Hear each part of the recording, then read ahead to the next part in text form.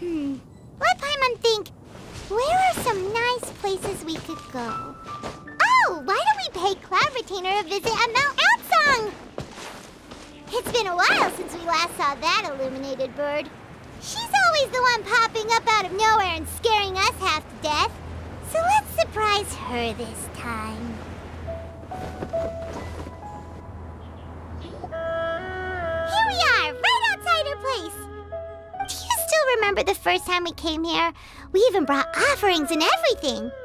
And when we told her that Rex Lapis had been assassinated, she immediately threatened to squash Liyue Harbor. Paimon thought she'd be impossible to get along with. But now that we've spent some more time together, she's really not like that at all. We probably don't need to bring any offerings now that we've gotten to know her pretty well, right? Still, Paimon's got some snacks around here somewhere, so if she really wants something, we can just use that. Huh? Traveler, did something catch your eye? Whoa, what a pretty lady! Is she also here to visit Cloud Retainer? Yeah, you're right. All it takes is one look and you can tell she's someone special. As expected of that bird lady, really. She must have a whole bunch of Adepti friends from all over the country. Okay, but if we're both friends of Cloud Retainer, then we're basically friends by association, right? Want to go up to her and say hello?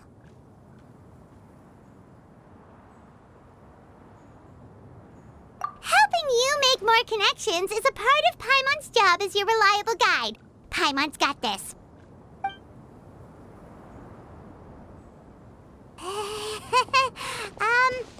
Hello?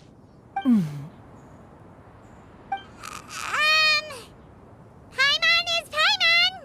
And this is the Traveler.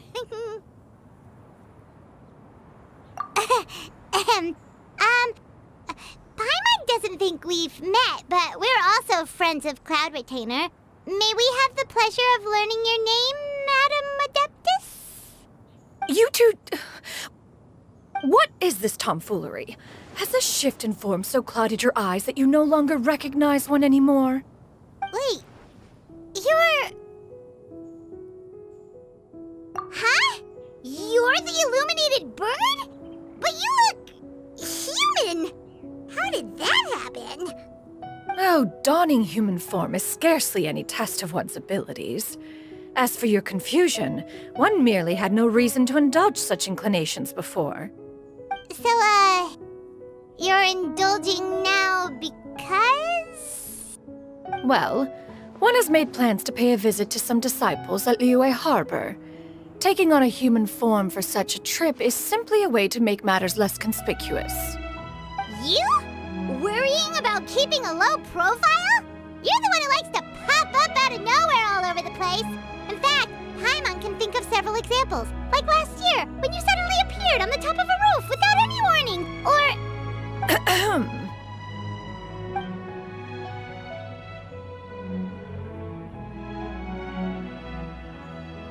Hey, didn't we agree not to bring that up unless she asked? Oh? So you have taken care to follow the proper rules of etiquette after all. Most commendable.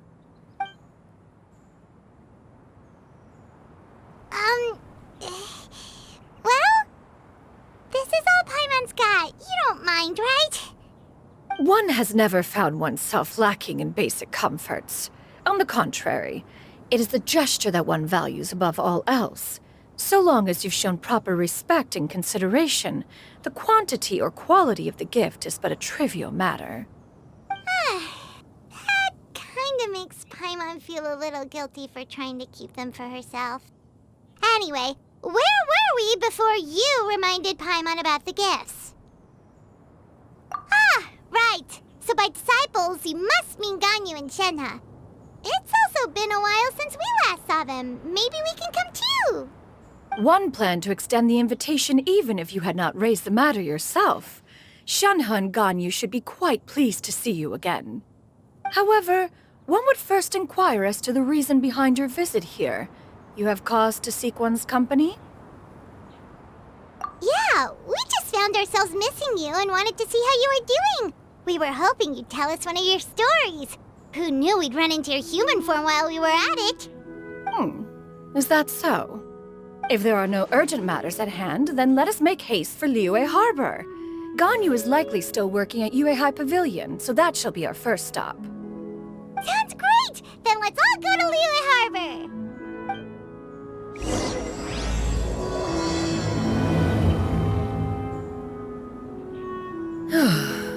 Ganyu has been quite busy with work as of late. One can count on one talon the number of times she returns to Mount Outsong each year. Shenhe has also secured employment recently. In her correspondence with me, she wrote that she shall have no need to return for the foreseeable future. Did they think one was so easily mollified? One shall investigate everything with one's own eyes and decide for oneself if their living conditions are satisfactory.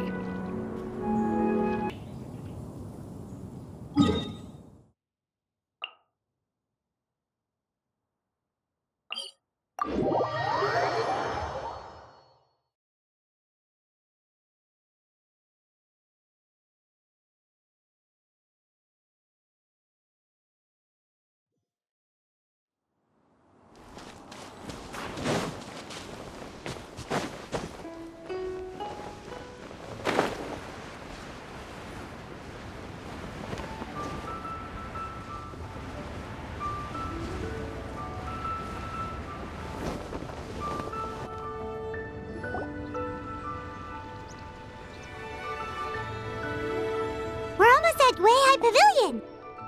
Hey, do you think Ganyu will be shocked to see Cloud Retainer like this?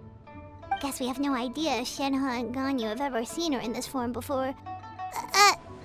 Wait, where did she go? Why are you just standing there, Cloud Retainer? Quietly now. One shall stay here. You two can go and meet with her. But why? Isn't it better if we all go together? If one were to proudly proclaim one's presence, Ganyu would surely profess herself otherwise unoccupied and drop everything to attend to one's visit. One fears that would only result in her staying up all night to make up for lost time. One does not wish to trouble her. Conversing vicariously via you two shall suffice. Do remember to inquire as to her recent well-being. Again, do not mention one's presence here. Fair enough. Makes sense. All right then, we'll just pass on your regards and... Cloud Retainer? Oh! Busted. Is that lady someone you know, Miss Ganyu? She is indeed. I'm sorry, Huixin, but could we delay the upcoming meeting for a little bit? I believe my schedule today is quite full.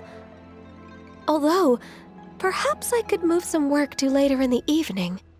Oh, not to worry, Miss Ganyu. I'll make the necessary arrangements right away. Thank you, Huixin.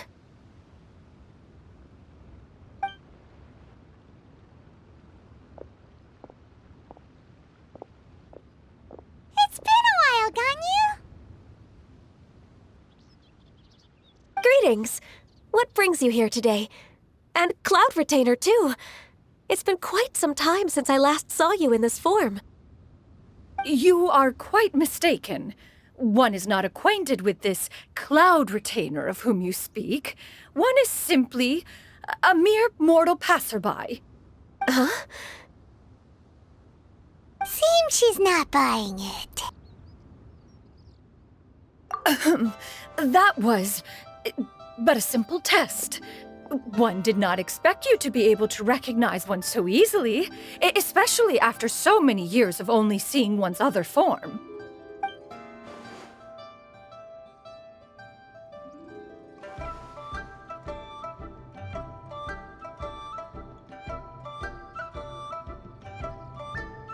But recognizing you is, my responsibility as your disciple. An apt observation. One was simply passing by while attending to some important business. one thought it would only be fitting to pay you a visit while in the area. Wait, Paimon wasn't aware of any important... Cloud Retainer's right! We've still got something super important to do, so we can't stay here for too long today. Oh, is that so? But it's been so long since we last saw each other. One simply desired to see you and had no intention of interrupting your work. A quick conversation should suffice for today. A more involved reunion should wait until you find yourself less occupied. I understand. That should be fine. While one acknowledges the amount of work that you have to deal with every day, one must also remind you to rest. Though Adepti blood flows through your veins, excessive exhaustion will still cause grave harm to your body. It still makes one nostalgic to see you as you are now, respected and independent. When you were young, you oft begged one to cuddle you to sleep when you suffered from nightmares. Cloud Retainer! Stop! If you insist. We are running short on time regardless, so one will refrain from going into each and every story. Why don't you continue your conversation? One shall simply stand by and listen. Wow, you've been to so many new places since the last time we spoke. If you ever need anything, please just come find me at High Pavilion. Also, forgive me for my presumptuousness, Cloud Retainer, but if you plan to continue appearing in this form, don't you think it'd be helpful to adopt a human name? A human name? Huh. You raise a valid point.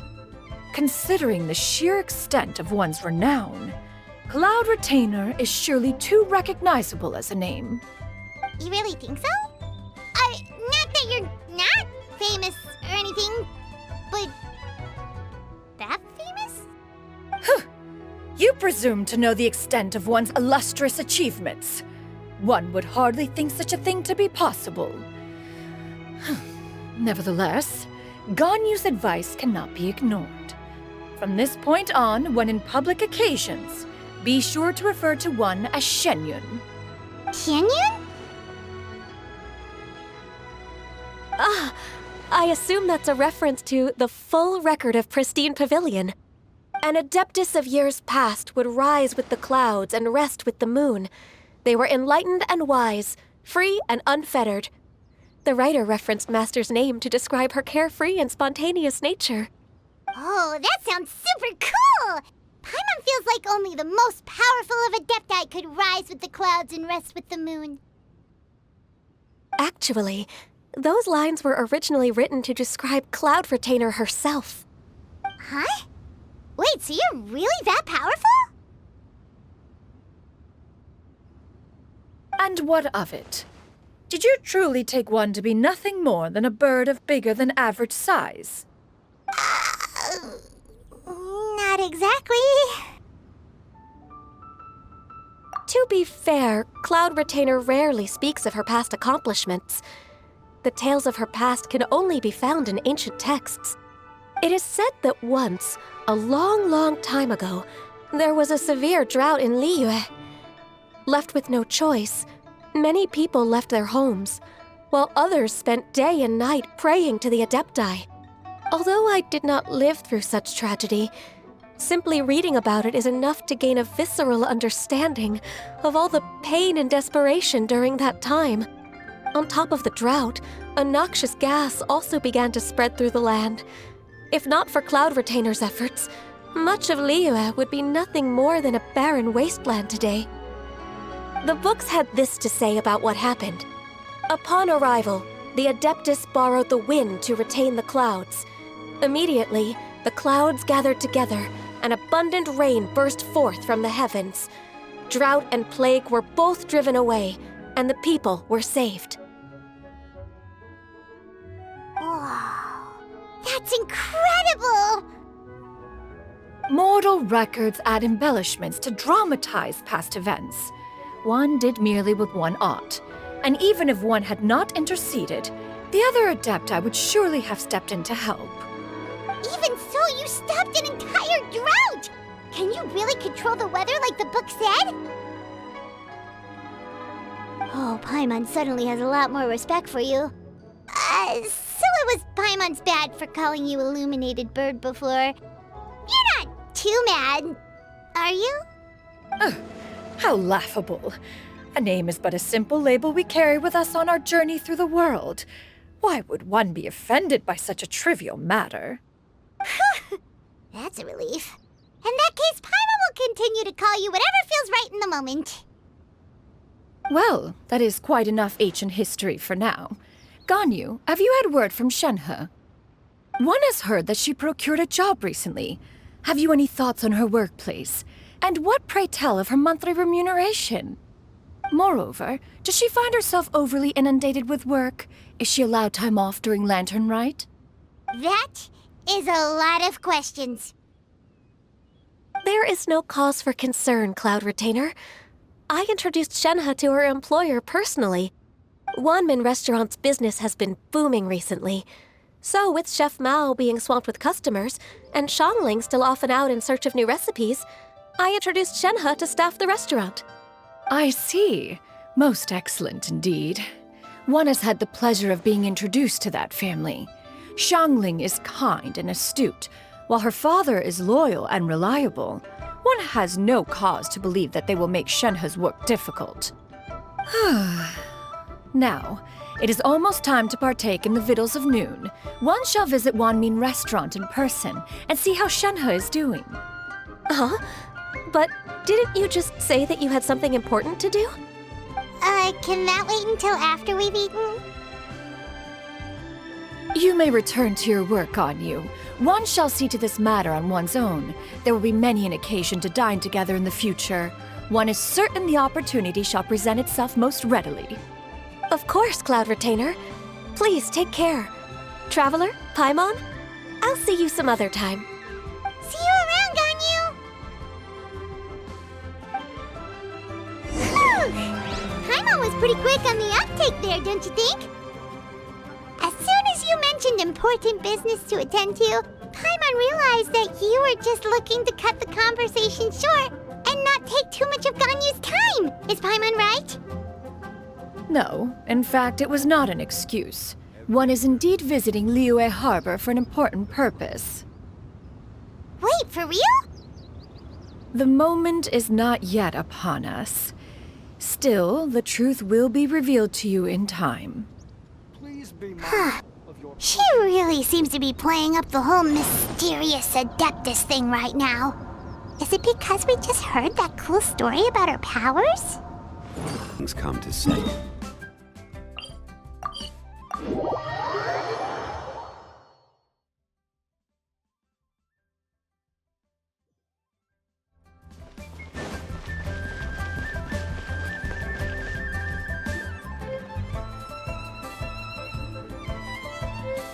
You get what I'm saying, right?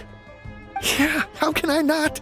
Not even fine food is enough to distract from the presence of a fine lady, eh?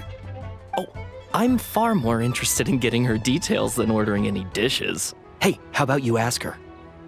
You do it! No. I think you should. Wait, she's coming. What can I get for you today?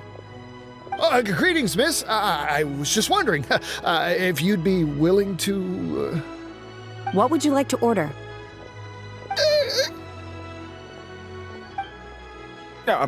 2 servings of more meat to go. Good chat. Bye.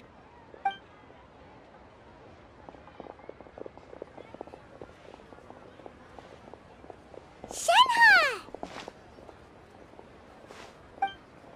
Welcome. It's been a while. May I take your order? Don't welcome us as guests and greet us as old friends in the same line. It's weird. Mm-hmm. Oh, and this is? This is Miss Xianyun. Master? Huh? One does not recall ever revealing this form to you before. How were you able to ascertain one's true identity with such ease? I've trained and lived with Master for more than 10 years. I would recognize you no matter what form you take. You.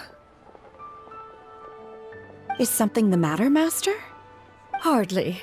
Hardly. One simply learned of your employment from your letter and came to check on your well-being.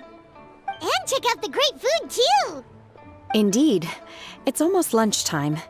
My apologies. I'm still on the clock and can't talk for very long. Well, if it isn't the Traveler in Paimon, are you here for Shenhe? The lunch rush isn't in yet, Shenhe. So I've got things covered for now. Go ahead, sit down and enjoy some time with your friends. I'll let you know if things pick up. Thank you, Chef Mao. Woohoo!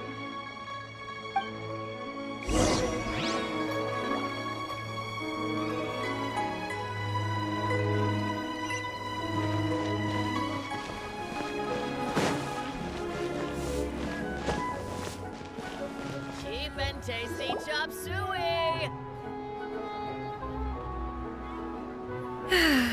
It is just as one expected. The owner of Wanmin Restaurant is indeed a most reasonable and accommodating human. Still, the work here entails dealing with quite a varied group of people. Has this been difficult for you, Shenhe? It's been manageable so far. I sometimes run into strange people, but I have figured out a way to deal with them. Seems like you've been making progress. So by dealing with them, you mean... First, I try to talk sense into them. If that doesn't work, I threaten them with violence. At this point, they usually decide they are in favor of a civil conversation. Oh, how should Paimon put this? Oh, a sensible plan. One is gladdened to see you integrate so well into human society. And you, Master? How have you been? Simply marvelous. Though Mount Outsong has scarcely enjoyed your presence recently, one has hardly found the pleasure of one's own company to be lacking. I see. Just as expected of Master.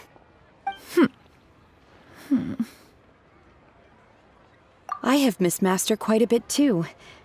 Even though work has been busy lately, I've already had a conversation with Chef Mao about taking some time off soon to visit Master.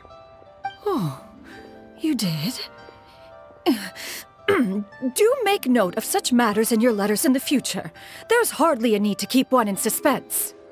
Whoa, her mood shot up just like that. By the way, Master, since you are in Liyue Harbor, have you had the chance to visit Ganyu? Indeed. She is similarly preoccupied with her work. There was time only to exchange a few simple pleasantries. Ganyu told us the story of Cloud Retainer's name. It was amazing. We never knew how powerful she was before. I see. In that case, allow me to also share a story about Master's past. Oh? Is that a problem, Master? I believe this to be a good topic of conversation. No, not a problem.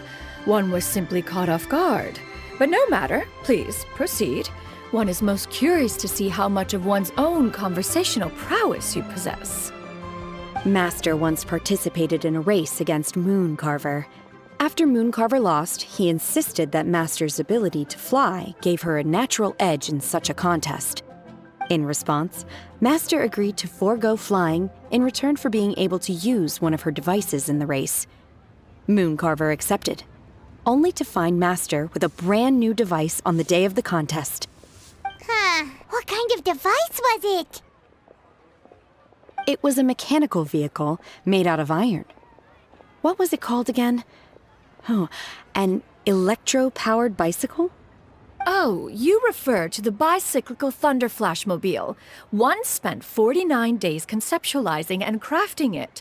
It need only be infused with adeptal energy, and it can cover thousands of miles in one day. Oh, it boggles the mind why Mooncarver ever supposed he might best me in a contest of locomotion. Though he sprinted with all his might, he could barely keep up. Alas, the one flaw of my mechanism lay in its weakness against mountainous terrain. One was thwarted mere seconds from victory when it was thrown off course and failed to make it across the final stretch. Truly a most unfortunate turn of events. Anyway, do go on, Shenhe. Master, that was the end of that story. Is that so? With you gone, one has seldom felt the desire to call upon those old fossils for another contest. What is a race without spectators, after all? Have you been lonely, Master? Lonely? At one's age, entire human generations come and go in the blink of an eye. Even one's own self-directed musings can span several days and nights. 'Tis a most foreign sentiment. The mere mention of it is preposterous.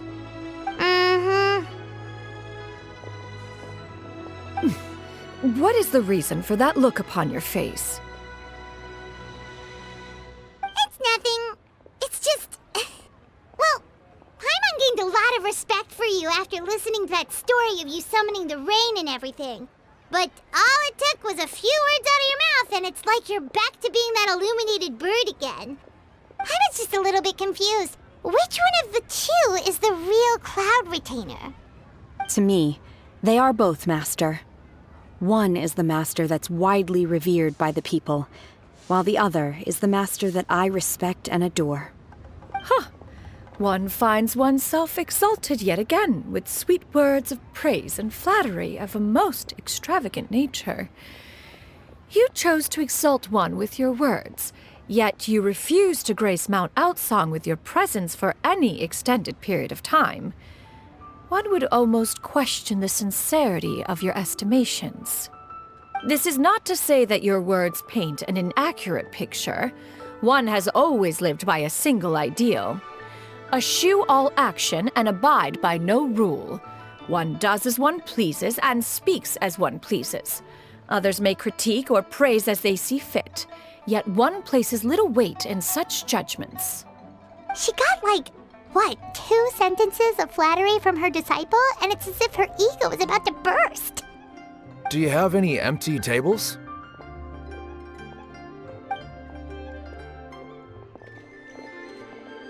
Hey there, could we get another fish stew?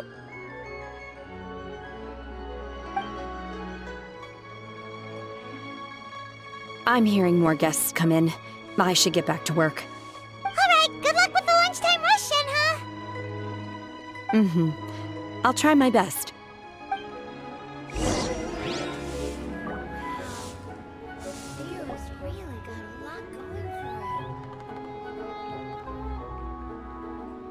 So much yummy food! Paimon's gonna feast! One is fond of all kinds of delicacies and delights in a multitude of flavors. The dishes here demonstrate no shortage of culinary skill. Their unique flavor profile has left one more than satisfied. In fact, one has been struck by quite the fit of inspiration. One has already begun to conceptualize the next generation of supreme cuisine machines.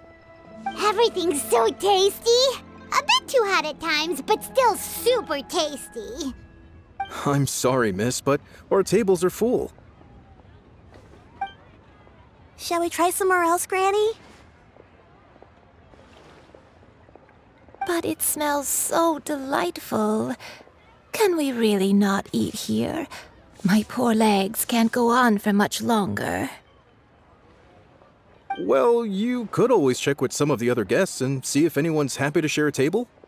Okay, I'll ask around.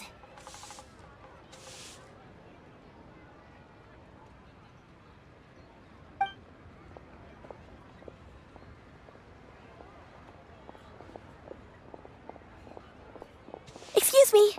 Would you mind letting us share a table with you? There are no empty tables left, so... Ah, well, Paimon doesn't mind. What about you guys?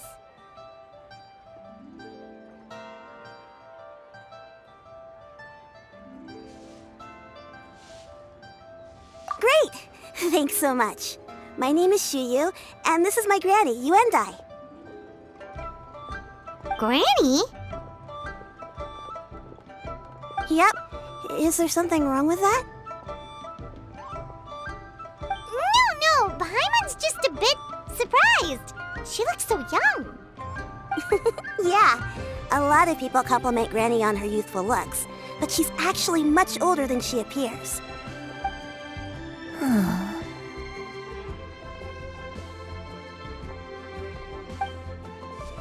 Granny, why don't you take a seat?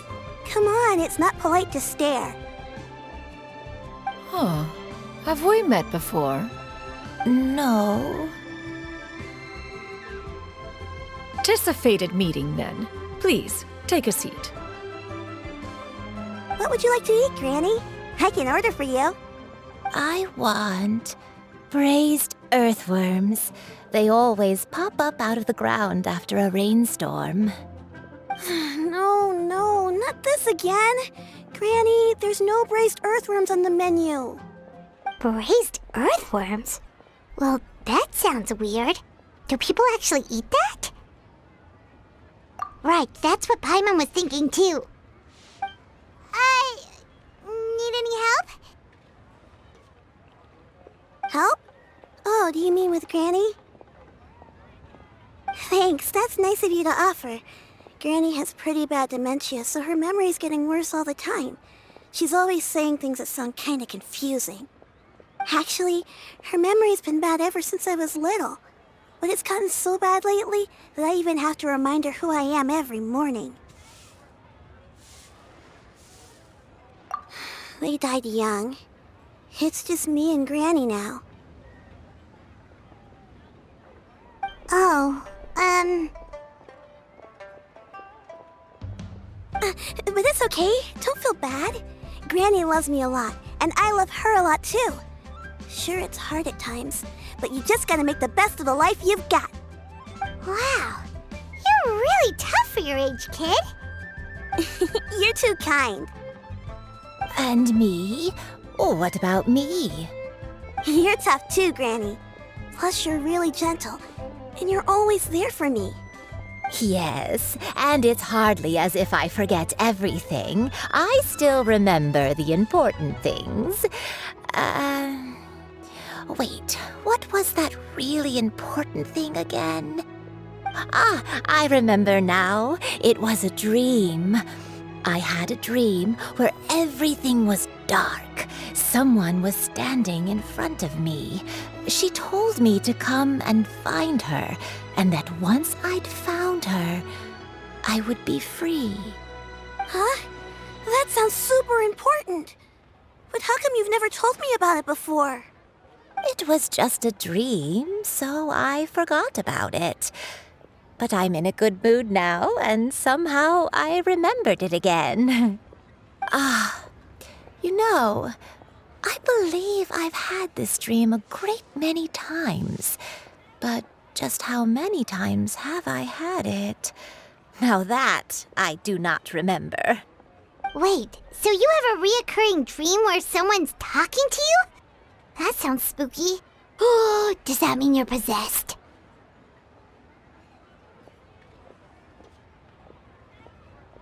Unlikely. Her eyes are clear and her breathing remains calm and level. One sees no signs of possession. Are you sure? Who do you take me for? Is one not an adept? Am I not an expert? Huh, you're right. Paimon almost forgot you're the expert. In that case, do you still remember what the person in your dreams looked like, Granny? Not anymore. Although, I have a sense that she looked rather like me. But not as I am now. My younger self. A younger version of Granny? This is just getting weirder and weirder. What is going on here? As one said, fate must have brought us together. You may leave the situation to me. Are you sure? So, what are your names? Paimon's Paimon. Just Xianyun is fine. Thank you all so much for offering to help. But first, I'm sorry for asking, but How do you want us to pay you back? Oh, we don't need any payment for this.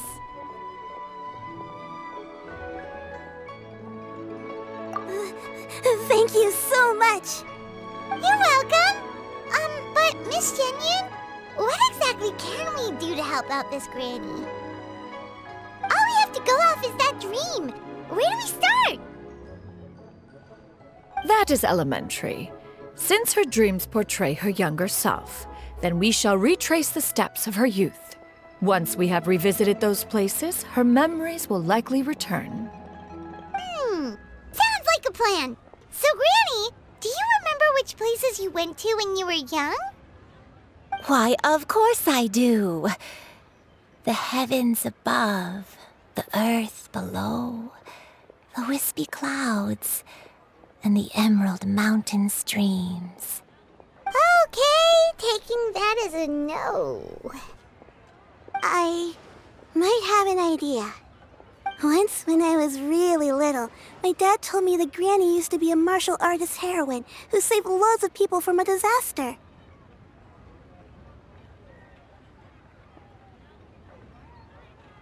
If it's true, then maybe they wrote about it in the history books or something. A martial arts heroine? Oh, Shincho knows tons about Liyue's chivalric traditions. If anyone knows about the heroes of the past, it's him. Let's go find him at the Feiyun Commerce Guild.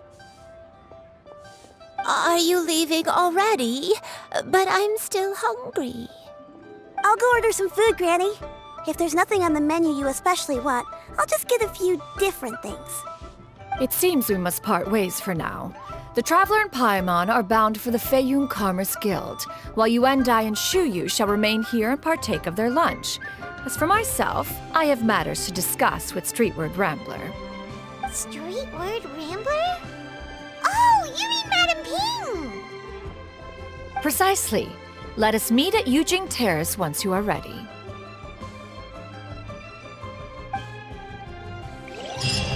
Everyone, please eat to your heart's content.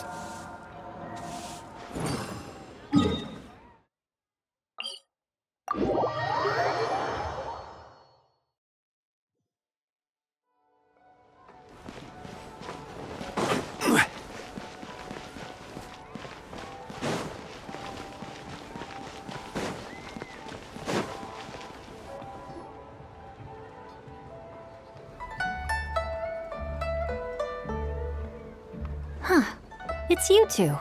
What brings you here? Shincho! Great, we found you! We wanted to ask you about something.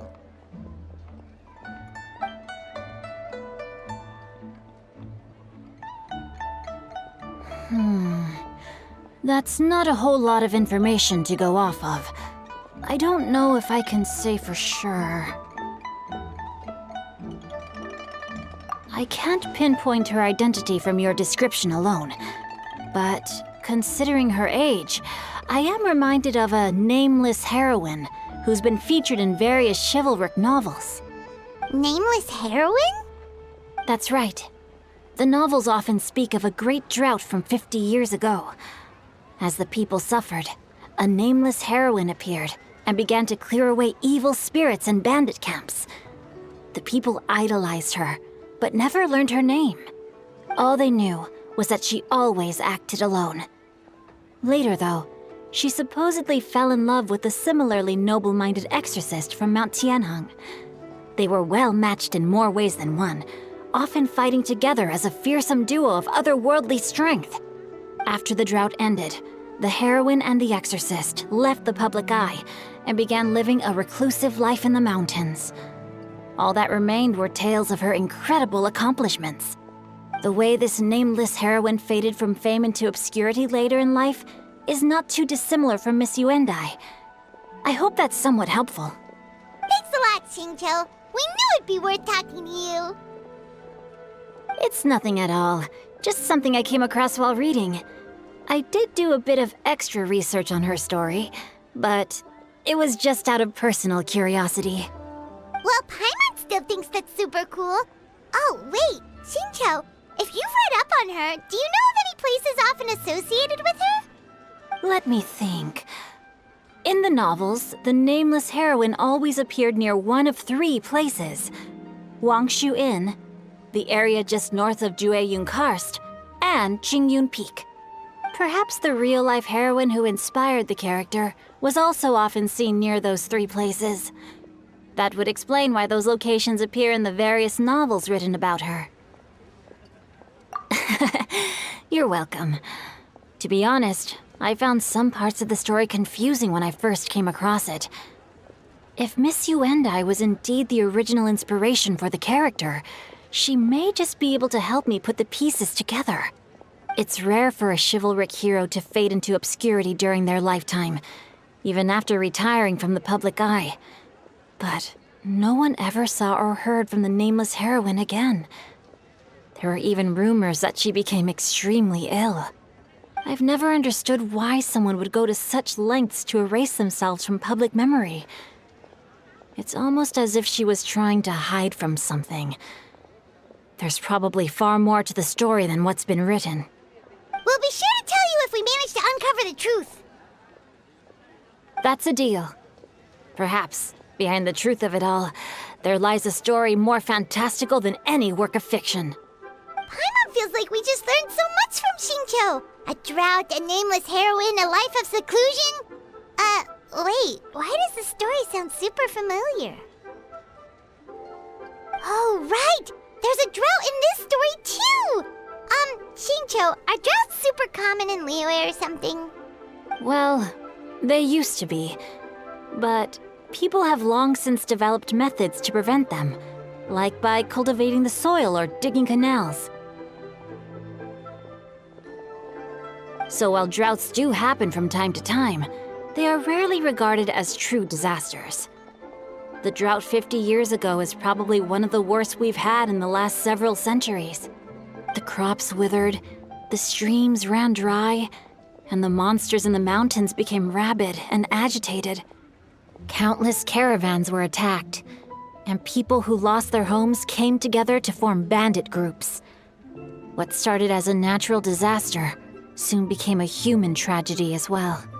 That sounds awful! Yeah, and that's exactly why the nameless heroine was so beloved. She must have been someone of true integrity, to do so much for the people while asking nothing in return. Still, as terrible as that drought was, it was nothing compared to the truly calamitous disasters that befell this land in ancient times. They say that back in those days, disasters were both more severe and more common. Only the strongest of Adepti could hope to dispel the ruin and devastation.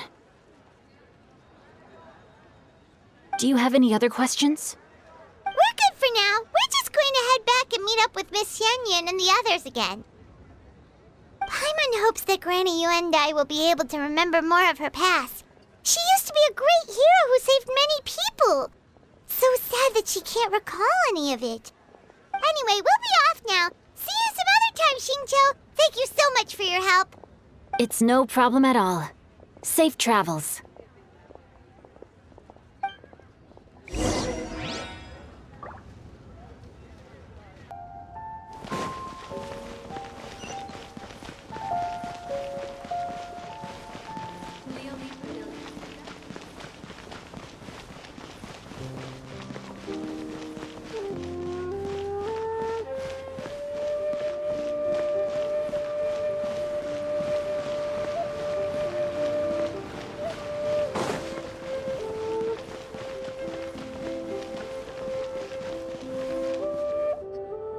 I have recorded the tune that you requested. I hope it will be of help to you. Oh, thank you. Straight word, Ping. What has amused you so? Oh, it's no serious matter. I was just reminiscing about the last time I saw you in this form. Time has wrought such change in this world, and yet you appear just the same as ever.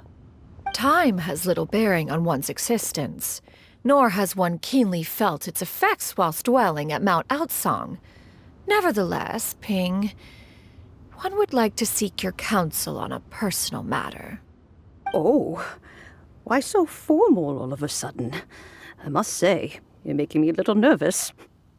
What is it? Well, the inquiry is as such. Approximately how much more would one need to afford a comfortable life in the harbor, not unlike the one that you yourself lead? It does not require as much as you may think. Still, do you mean that... Cloud Retainer, Madam Ping! What are you two talking about? Nothing save for some trivial matters. Have you unearthed any useful details? Shinto has a theory, but let's save it for when Xianyun and Misión have joined up with us again.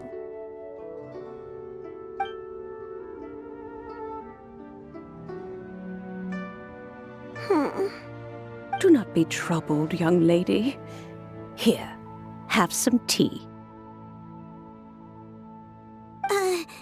Thank you so much.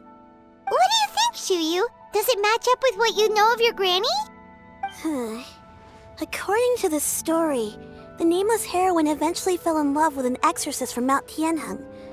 Maybe that's my grandpa. I don't have many memories of him, but there was this one time I found a box in our attic full of a bunch of weird sigils.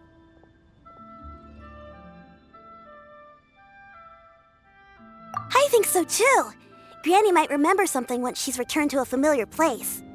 What marvelous tea. I can taste the dew's sweetness in this cup. It's as if I was taking a stroll in the mountains, thoroughly one with nature and at peace. Is that so? Then please drink as much as you like. There's no need to hurry. At our age, it's always nice to slow down and take the time to appreciate pleasant conversation among friends. Thank you. Okay, since we have the time, can I ask you something? Sure thing. What would you like to know? I have a secret I want to tell you. Let's go talk over there.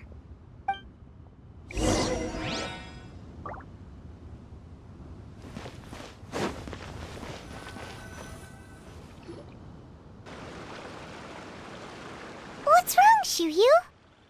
Well, I've been kind of meaning to ask ever since we started talking in the restaurant, but are you guys all adepti in disguise? Oh! About that. Well, you guys just seem super special. Plus, I think I might have heard Miss Xianyun call herself an adeptus. Oh, must have been a slip of the tongue. Xianyun, since you were the one who, misspoke, maybe you can explain to Xianyun here what you really meant by that. One is indeed an adeptus. Is that of some concern to you? Huh? I knew it. Well, one time when I was a little kid, I saw a pure white illuminated crane. I had this super high fever, and Granny wasn't around. I was feeling all icky and gross. But then this snowy white crane flew down from the sky. She put me on her back and flew me to her cool Adeptus house and fed me some sort of magic potion. When I woke up, I was already back in my bed and my fever was gone. I really wanted to thank her, but I was too sleepy to stay awake, so I never got the chance. So, I just kind of wanted to ask if maybe any of you have ever met an Adeptus like that? A pure white illuminated crane? The only two we've ever met are blue and white and black and brown. Have you ever met one that's pure white, Cloud Retainer? Never has one met an adeptus with such features. One surmises such a description is but a hyperbolic embellishment that oft results from narrative accounts. That's weird. Was it really just a dream then? Well, even if it was just in my head, it doesn't matter that much anyway. All I really want is to help Granny recover her memories. I'm really grateful for all your help. Leave it to us! Now that we know the 3 locations, we just need to visit them one by one. Let's go to Wangshu Inn first. Okay, I'll go get Granny.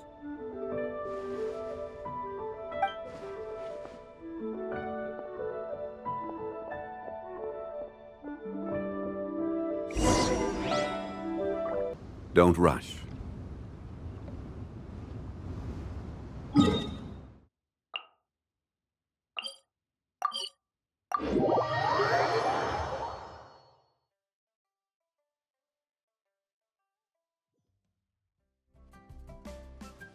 Wangshu Inn. Wangshu Inn. Do you remember this place, Granny? Yes. The fish here is very delicious, and if you look out into the distance, you can always spot a bird that's been left behind by its flock. I believe I used to have a room here. It had a window. Yes, I spent a lot of time looking out that window. Which room was it again? Let me look. I'll come with.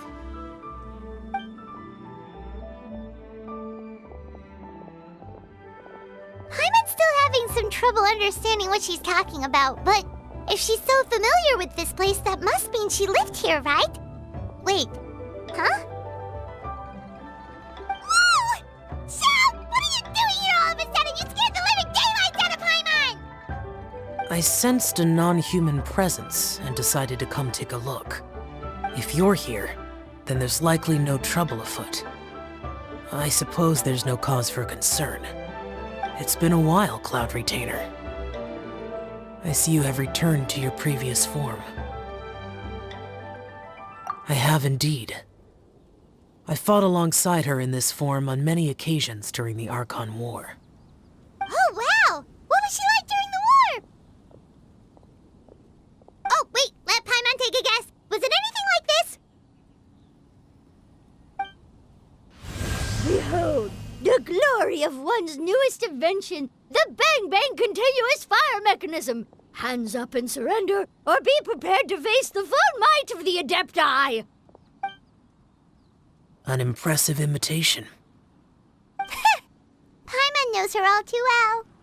Even so, Cloud Retainer was not always as ostentatious as you describe. You may be unaware, but her talent with Adepti sigils is just as formidable as her skill in mechanics. The Archon War reached its peak after Guizhong's death. The Cloud Retainer who fought beside me in those devastating battles was taciturn and solemn, only speaking when she had to activate her sigils. A Cloud Retainer who barely talks? Paimon can't picture it.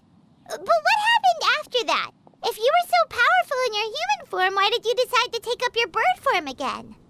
Once one had bid farewell to the world of mortals, what use would one still have for such a shape? When dwelling between mountain and forest, away from the struggles and troubles of the mortal world, a mortal form is hardly the most fitting of choices. After the war, Cloud Retainer retired to Mount Outsong, only revealing herself to the occasional visitor, and always in her avian form. Although I do believe there was an occasion some 30-odd years ago when she decided to don her human form. I believe it was for the purpose of... One believes there is little need to relive bygone matters. Granny, are you okay? Back then, at this place, Perhaps this conversation should end here. I shall take my leave now. Should you encounter any trouble, you need only call my name.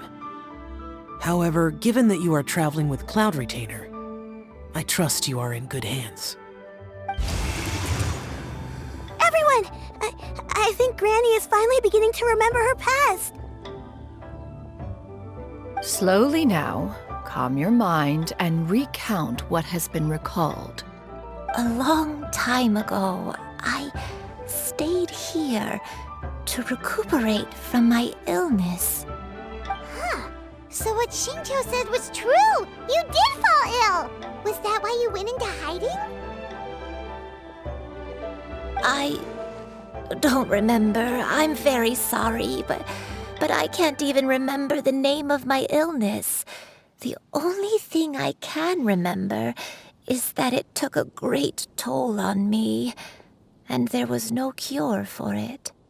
I was confined to my room in Wangshu Inn, where I spent many days unconscious.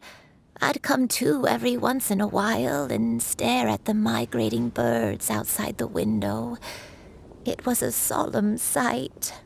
I remember crying, but I'm not even sure I knew why. One day, I met a traveling merchant. Upon hearing of my illness, he sold me a bottle of soul-revitalizing tea pills. He told me that the pills were concocted using Adepti blood and could be used to alleviate my symptoms. Sure enough, I made a full recovery. My illness remained dormant for several decades after that. Wait, but if your illness remained dormant for several decades, are you saying that what you're going through now is just a relapse of what happened all those years ago? And it was all thanks to the pills that you managed to keep the symptoms in check? Paimon's brain kinda hurts. Do you remember anything else? I'm sorry, I don't. Oh, if only I wasn't so useless. Hey, you're not useless. You've done so much for me. Watched me grow up. Raised me. How could you say that about yourself? Oh, fret not, dear child. Granny was just a bit frustrated.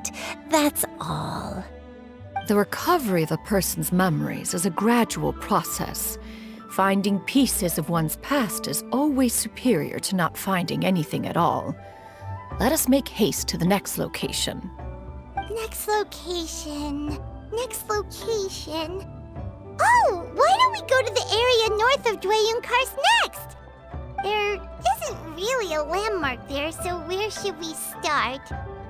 Oh, Paimon's got it. Let's check out the houses in the area first. After all, if she was there for any length of time, then she would have stayed somewhere, right? Oh, Paimon's really got her thinking cap on today. At this rate, we'll recover all of Granny Wendai's memories in no time. Healthiest drink is tea.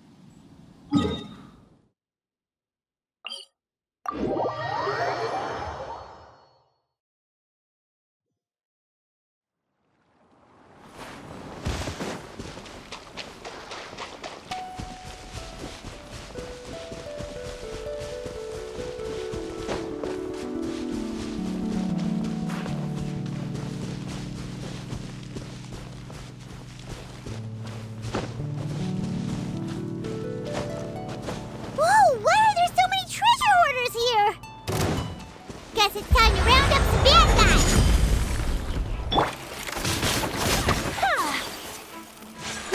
Take flight!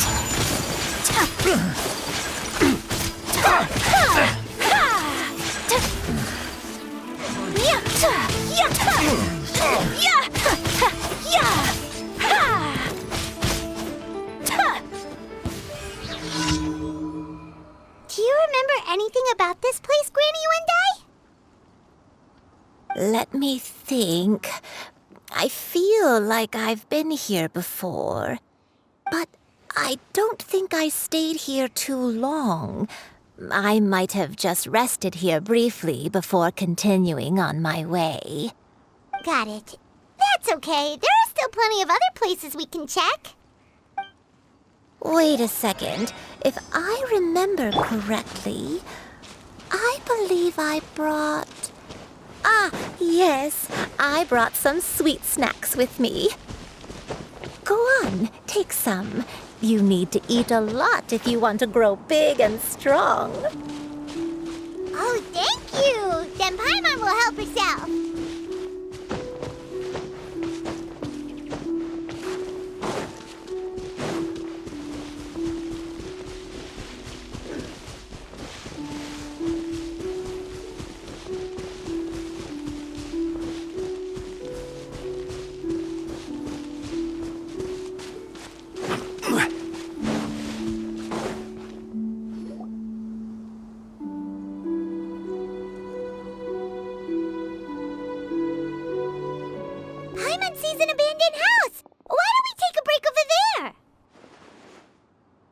This place.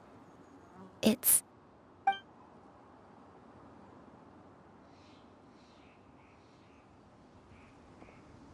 Did you remember something, Granny?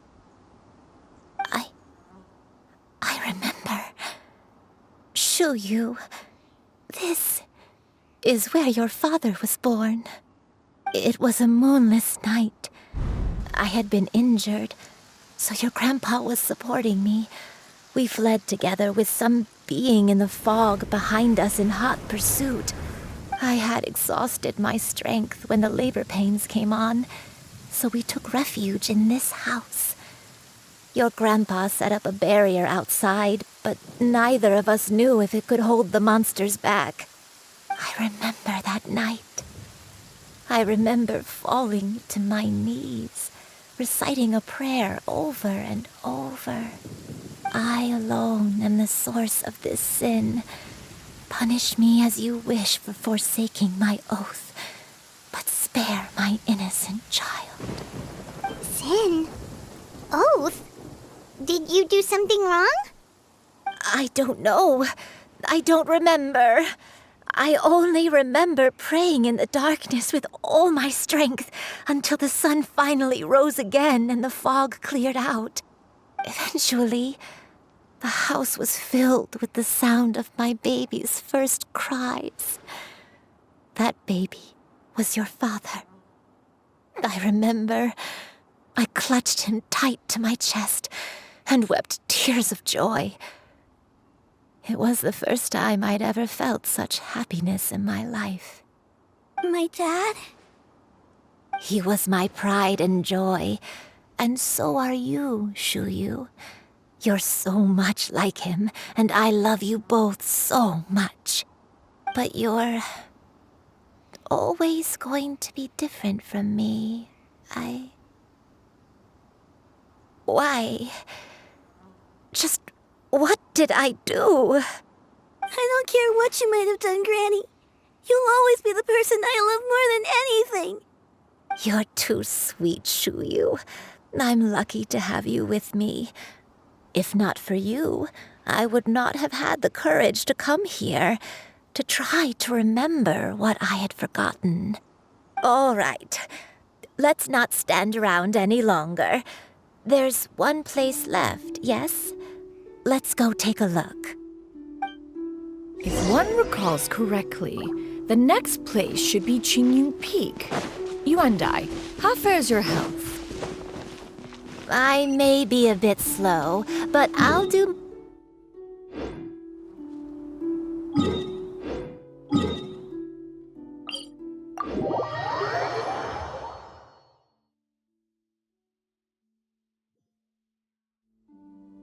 Climb on. I shall carry you to the top.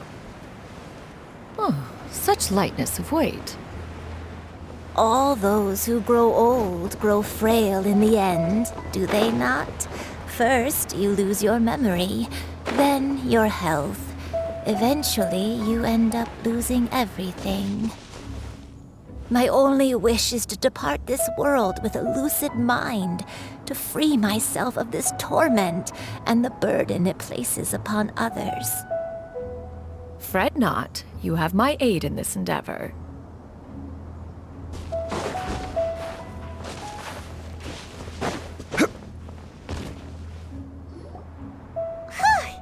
We're finally here.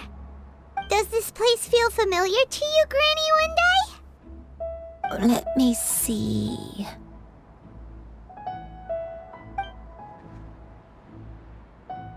How strange. Have I lived here before?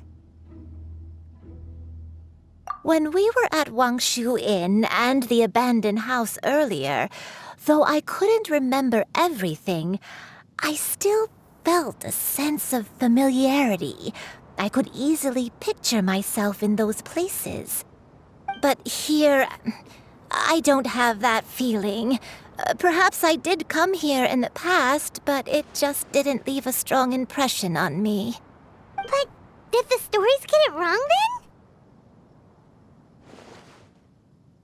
Yeah, that's true.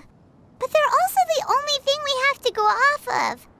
Paimon Paimon was hoping this place would jog Granny Yuendai's memory just like the others. I'm sorry to disappoint you two. It's all right. We're not going to give up yet. We'll figure something else out. Just you wait. Thank you.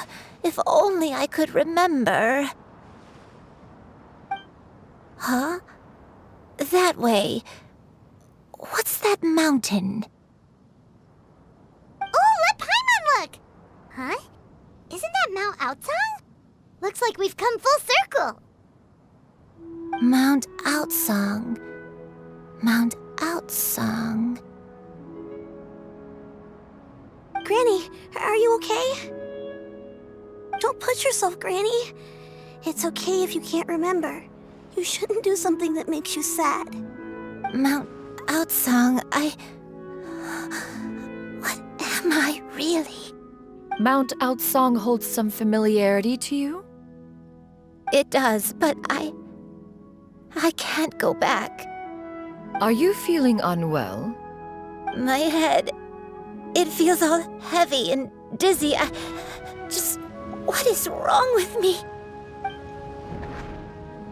Cloud, Miss Xianyun, is there anything you can do?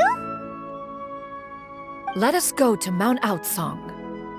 But... Fret not, all will be well. You and you have already given more than enough to the pursuit of this endeavor. You may leave the rest to me. I've prepared something that can aid you in suppressing the fear in your heart and restoring your lost memories. It currently resides at Mount Outsong. Wait, really? When did you do that? I never leave anything to chance. All will reveal itself when we arrive.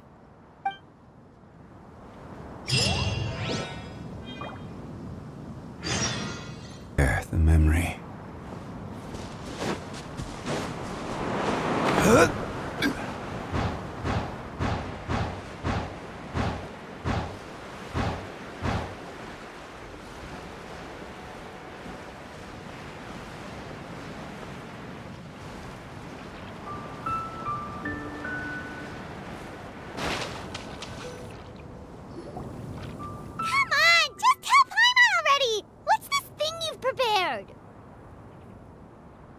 Here, this is it. Huh? But isn't this the mechanism that you were tinkering with when we first got here? Oh, is it another invention of yours? Precisely. A recent one at that. I am most pleased with the result. I call it the Suspensus Somnium mechanism. It periodically releases a soft breeze, which when paired with a gentle adeptal tune, can help the listener subconsciously relax and even enter a semi-hypnotic state. Soothing agitation and anxiety, relieving exhaustion and insomnia, its potential uses are numerous indeed. And of course, it can also aid in the recovery of lost memories. Whoa, what a cool gadget! But if you had it all along, why did you keep it to yourself until just now? We could have come to Mount Outsong right off the bat and saved Paimon a lot of floating. How preposterous. Had Yuendai not recalled much of her past through her own efforts, the device would have nothing to draw upon. We Adepti can only help those who first resolve to help themselves. Had she lacked such determination and strength of character, one would have little to offer in way of assistance. Paimon thinks she gets it now. Hey, what's that other thing? As previously mentioned, a gentle adeptal tune is required to take full advantage of the mechanism. One secured such a tune from Streetward Rambler. Only with her melodies can the mechanism reach its peak power. Whoa, Paimon can feel what you mean. Paimon's body feels light as a feather. It's as if she's lying down on a warm patch of grass after a super satisfying meal. And you, Yuendai, is the mechanism helping you to relax? It appears she has already succumbed to the depths of reverie. Come, join one on this side. We shall give her some time to herself.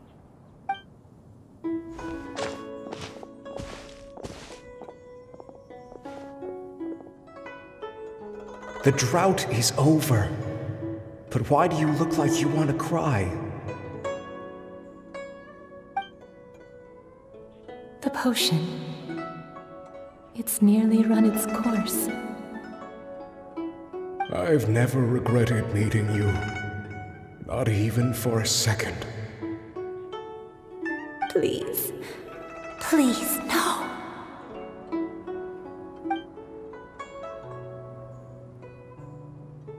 Have you forgotten? This is the world you left behind. One of gentle breeze and morning dew, perfectly straddled betwixt the realms of heaven and earth. This is your home. This is where you belong. You should have never left. The you of the past, the me from not that long ago, we should have never.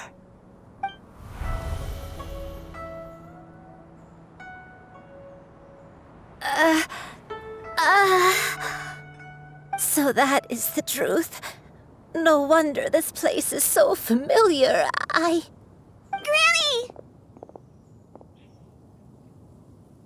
Granny, are you okay? Cloud Retainer. Your memories have returned? Wait, did you just call her by her full name?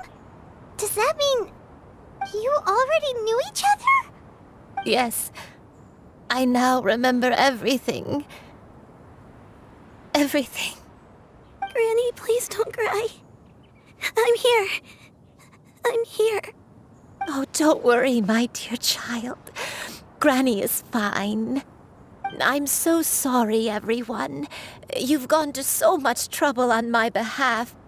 It's all come back to me now. The most important thing that I had forgotten was the truth of what I once was. One can sense the guilt that now plagues your conscience.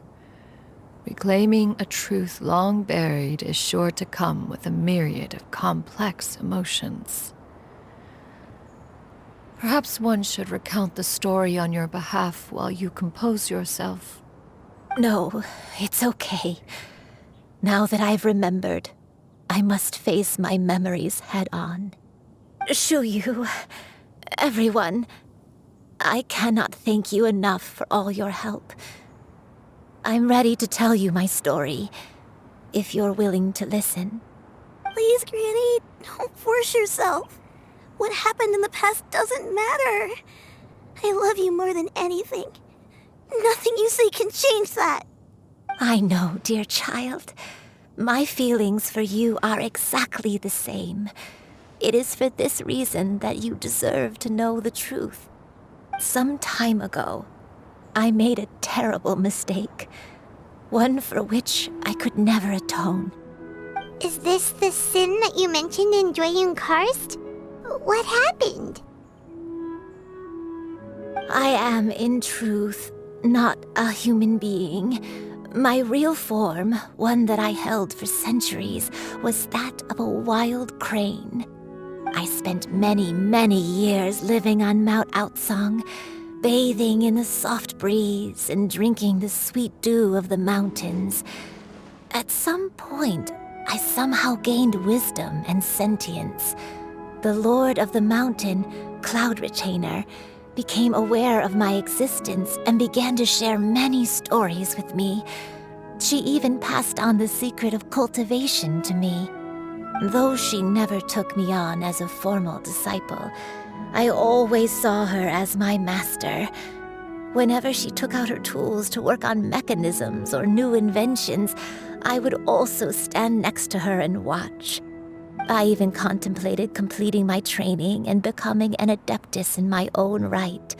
I followed her teachings, and time gradually passed us by. Until that fateful day, 50 years ago. 50 years ago? That's right. Master regaled me with many stories of her past deeds. From them, I learned how she had saved people from a similar crisis in the past. She was the one I looked up to the most. More than anything, I dreamt of becoming an adeptus like her. I wanted to travel the land like she had, relieving suffering wherever I went. But I was still far from being a real adeptus. I possessed no ability to take on human form and fit in with the crowd. Once she learned of my desires, Master prepared a special dose of human mimicry potion for me. She warned me that the potion's effects would only last 10 years, and if I were to fail to return to my original form at the end of that time, I would forever forget my past as a crane and become something neither human, beast, nor adeptus. Oh no. So that was the source of your dementia all along. Was it because of Grandpa? Indeed, I fell in love. Though he was human, he had spent his entire life training on Mount Tianheng. When we met, it was not only my first foray into the world below, but his as well. Although clumsy and impulsive as he was, you'd think he was the real strange bird among the two of us. But still, just like me, he cared deeply about the world and wanted, more than anything, to cleanse it of all pain and suffering. I could not help but fall for him. But my time continued to tick away. Those 10 years passed by in a flash. Yet I did not want to leave his side, so I... Oh no, what happened next? I committed an offense. I wanted to stay with him, even if it meant living a life full of pain and suffering, even if it meant that I would eventually turn into a monstrosity. I knew I had betrayed Master's hopes, but I was too ashamed to face her. So I wrote her a long letter instead and asked someone to leave it outside her abode. I was convinced that she would not support my decision, and I lacked the courage to speak to her face to face. In my shame, I fled and tried to hide from the world, such that no one would be able to find me again. But that was only the beginning of my troubles. I began to suffer from a strange illness. My memories became hazy and confused, and I could no longer keep myself awake. I understood that my pain was caused by my refusal to return to the life I was fated to lead. Along with my memories as a crane, I soon forgot the true cause of my suffering as well. I knew only that I had committed a sin. All I could do was pray for forgiveness, even if I had long forgotten what needed to be forgiven. Looking back, I was beyond lucky to have come across that traveling merchant at Wangshu Inn. It was such a fortunate coincidence that we were there at the same time. If it weren't for those soul-revitalizing tea pills, I probably would have... Granny! What's wrong?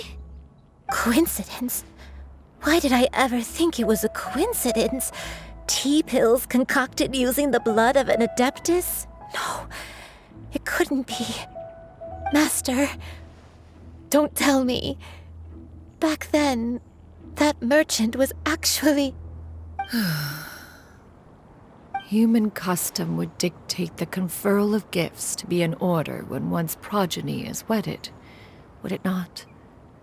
Consider the pills a symbol of one's best wishes. So when I tried to conceal my name and mistakes from the world and hide myself away in perpetuity, the only person I managed to deceive was myself. You knew where I was all along. One still remembers when you were but a fledgling. You possessed a certain fondness for a particular game. You would hide yourself among a group of wild cranes and ask one to pick you out from among the flock. One found you with such ease every time. 'Tis a truth most evident. One always recognizes one's own, no matter what form they may take. Wait! Paimon's confused! So, Cloud Retainer, you found Yuendai again? But how? When? And what happened after that? Perhaps it is now time for one to recount the rest of the tale.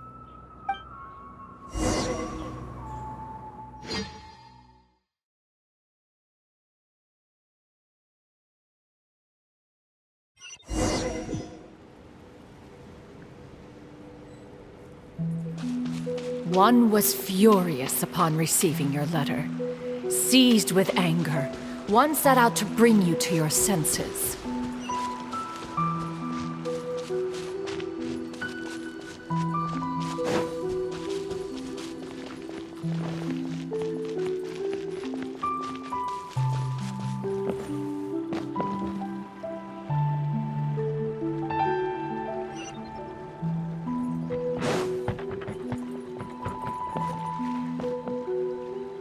In truth, one had more than a few misgivings about your chosen partner. As an exorcist, his talent was lacking. One could hardly say his skill with sigils was any better. But soon, one came to appreciate the devotion he bestowed upon you during your illness. He never uttered a complaint and rarely left your side. Unwilling to begrudge someone of such character, one decided to overlook his aforementioned deficiencies, glaring though they may have been. Wishing to grant you a life without regrets, one gathered many divine ingredients and used one's own blood to create a form of medicine. Though imperfect, it managed to suppress the more dire effects of your illness. As for how to deliver the medicine, after much contemplation, one eventually decided to perform the deed oneself. One took great care to alter one's features and select the appropriate attire. Only after meticulous scrutiny did one finally set out for Wangshu Inn. As one expected, you were most ignorant of one's true identity. You showed not even the slightest inkling of recognition. One was quite torn. Should one have celebrated the success of one's disguise, or mourn the loss of your acquaintance?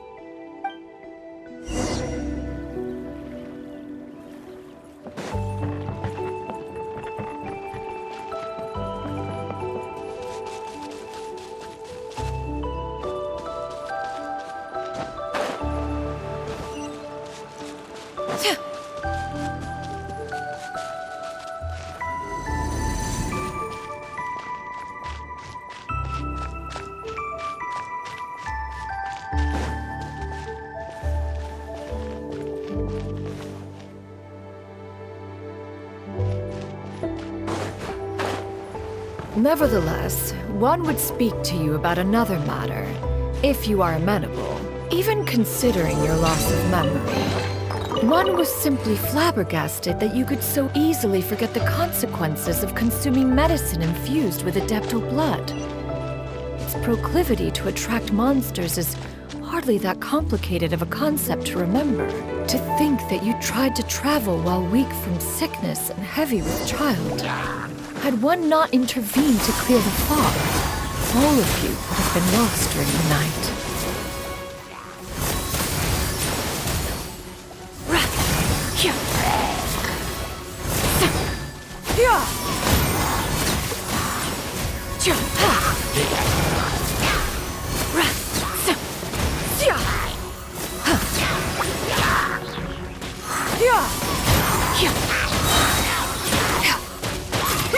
Make way for the Adeptus! Skyward!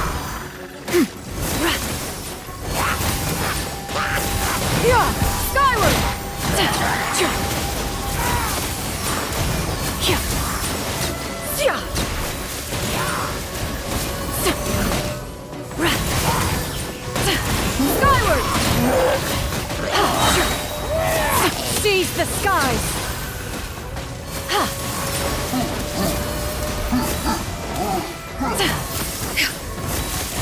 Yeah! Skyward!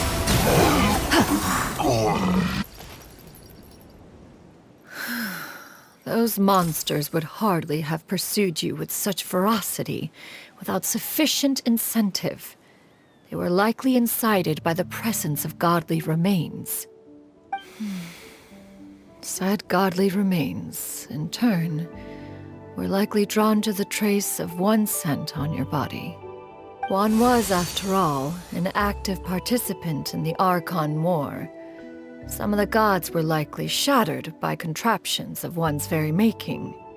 In the end, one was relieved to see you endure through the night. At the break of dawn, one heard an infant's cry pierce through the air, and one saw you carefully cradle the child to your chest. Although certain mortal matters remain foreign to me, one could not help but be moved by your joy. To see you happy, that was more than enough.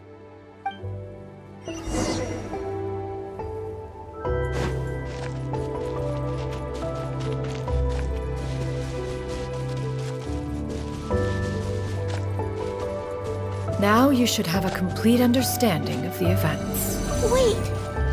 But if that's true, then the crane who took care of me when I was sick must also be... Ah, one had almost neglected to recount the absurdities of that tale.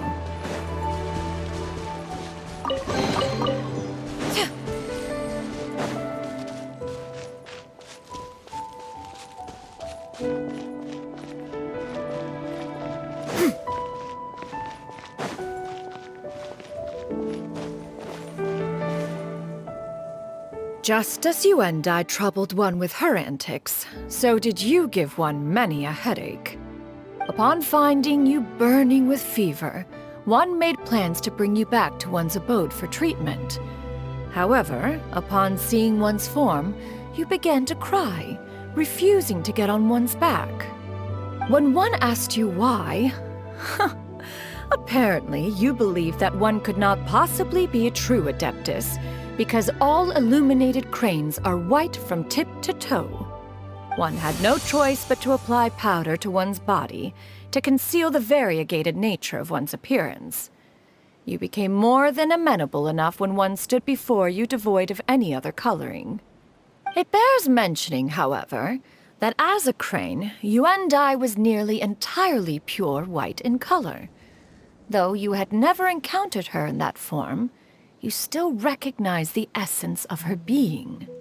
Perhaps fate brought you two together in more ways than one.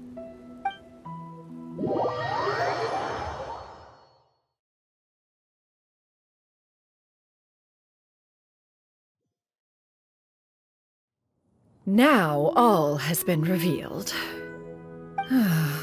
One owes you an apology, you and I.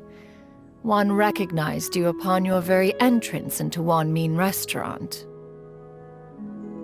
One has always viewed you as a disciple of equal standing with Ganyu and Shenhe.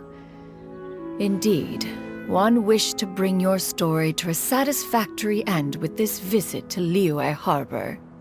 Still, one could not reveal your identity right away.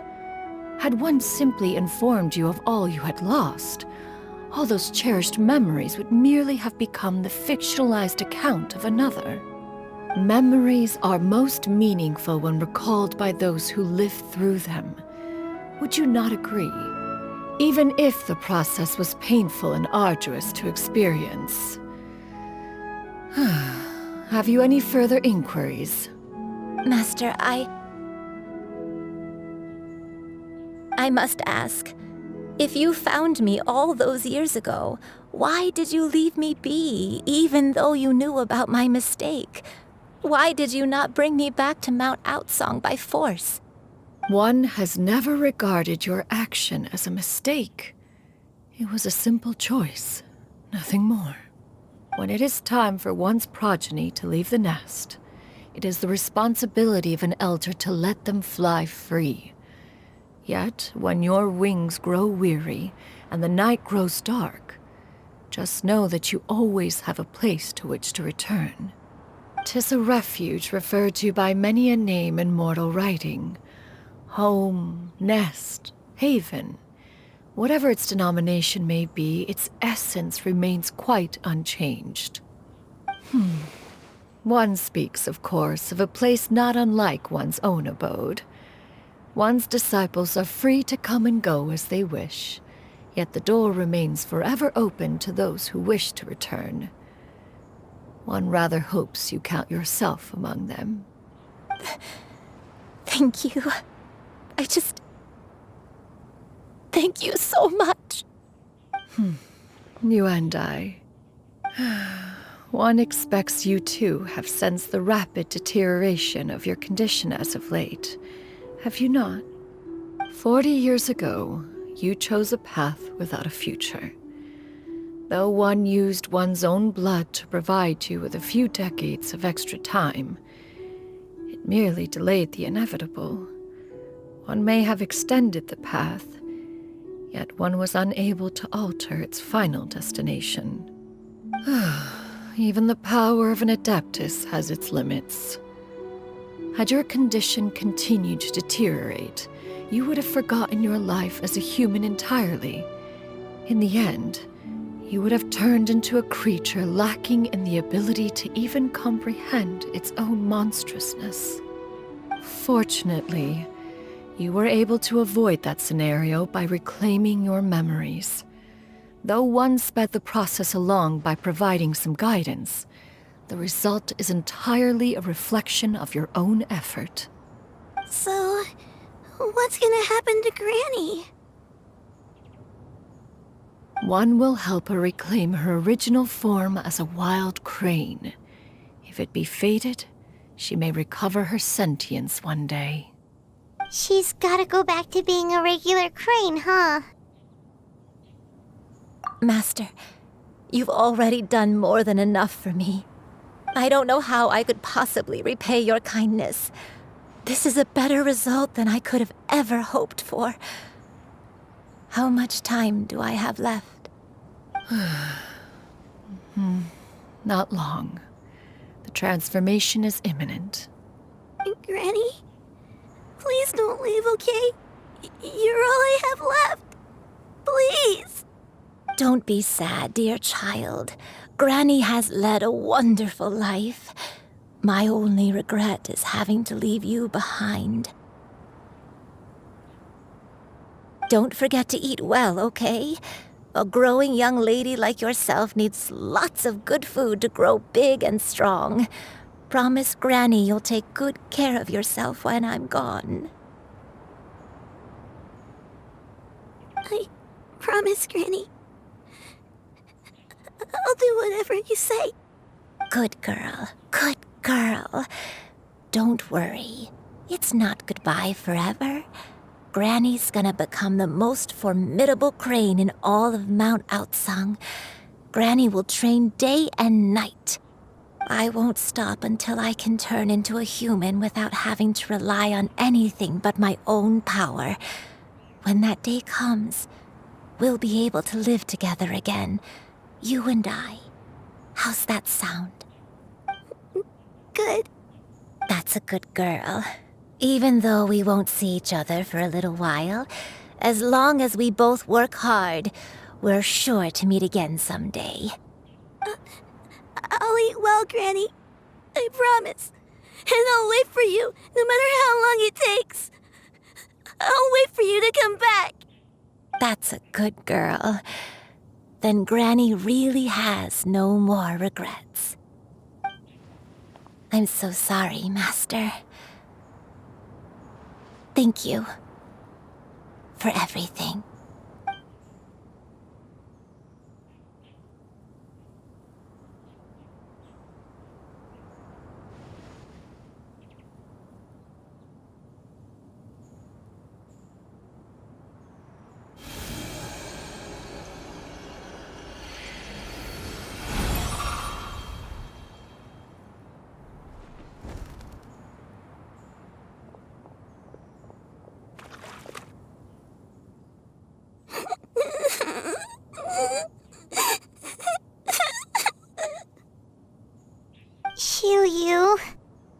Let her be.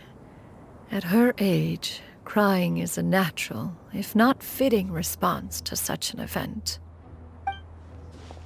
Tears are a necessary part of maturation.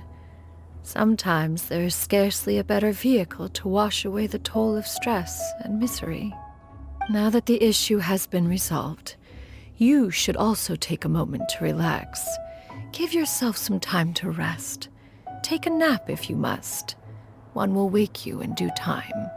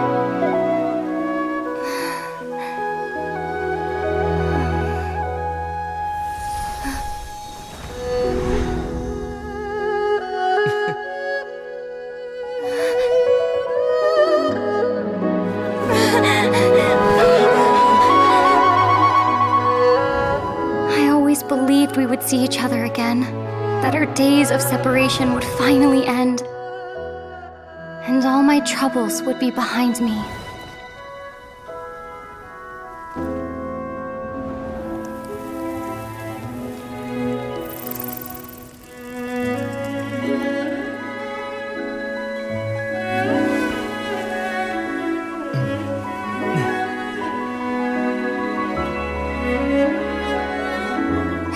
Things could stay this way forever.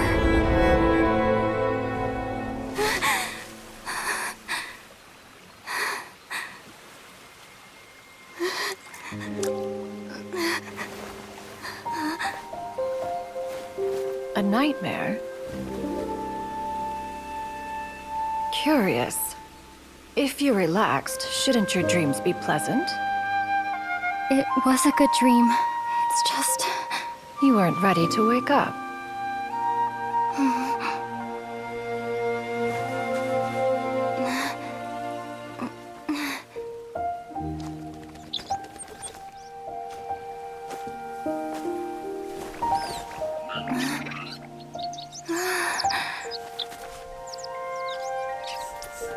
Eloquent as one may be, words of comfort are not one's strong suit. You are doing all you can. One can see your strength of will, your fearlessness in the face of danger. And so, whatever your dream may be, one believes that you shall achieve it. Of course, whenever the perils you face overwhelm you, or you become weary, one is always here for you. After all, as an elder, it is only right to look out for the young ones.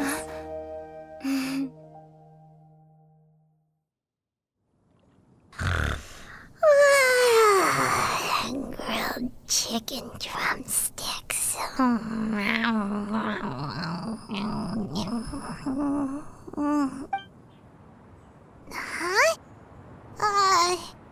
Was Paimon sleeping just now?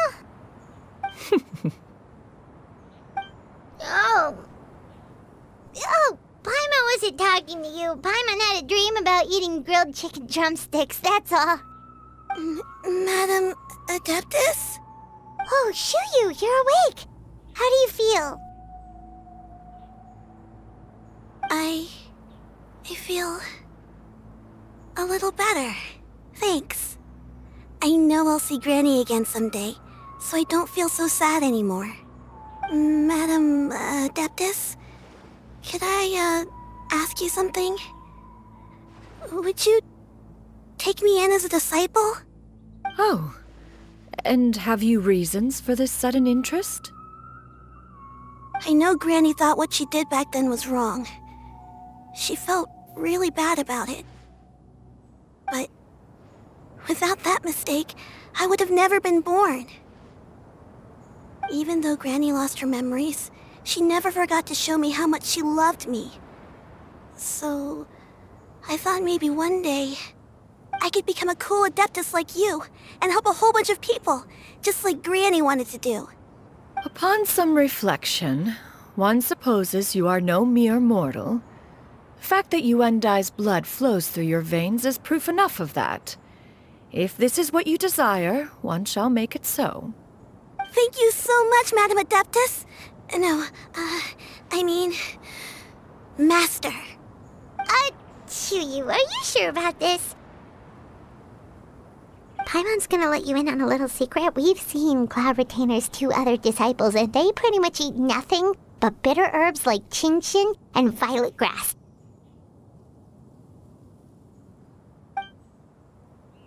If you join them, you'll never enjoy Wanmin Restaurant's delicious cooking ever again.